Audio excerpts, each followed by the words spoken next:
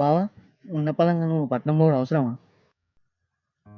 నేను ఇక్కడ ఉండి ఏం చేయాలిరా బామ్మరిది? గట్లెందుకంటావు బావా?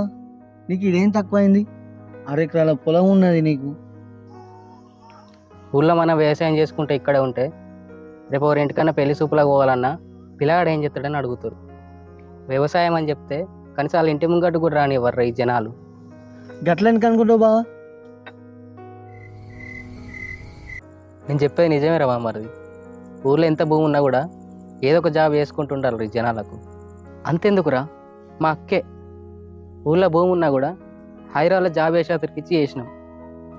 అవును కరెక్టే బావా. నువ్వే గిట్లా అంటే మరి ఏం లేదు నా పరిస్థితి. నువ్వేం బాధపడకురా బామ్మరిది, నేను పోయినాక నీకు కూడా ఒక జాబ్ చూస్తలే.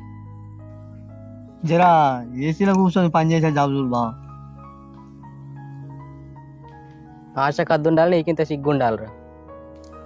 అయినా నువ్వు చదివిన ఆ 10th ఆఫీస్ బాయ్గా తప్ప వేరే పనులు దొరకవరా నీకు? అవును నువ్వు నన్ను గంట చిప్గా ఎందుకు చేస్తాను బావా? మరి లేకుంటే ఏందిరా, నేను చదివిన డిగ్రీని ఎవరు దేక్తారా? నువ్వేమో 10th, నిన్నెవరు దేక్తారు? ఇక ఏం బావా ఎప్పటికి ఏదో ఒకటి నన్ను పొడుచుకుంటూనే ఉంటావు. నువ్వంటే ప్రేమరా పిచ్చోడా, చిన్నప్పటి నుంచి కలిసి పెరిగినావు. ఇదేనారా నన్ను అర్థం చేసుకున్నది? కరెక్టే బావా. హలో అర్జెంటా?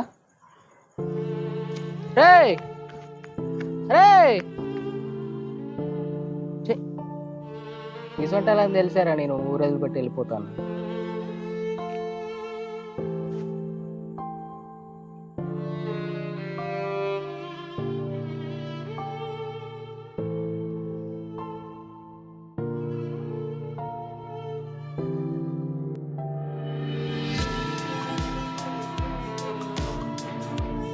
ఇందుకే ఊరు నచ్చదు నాకు.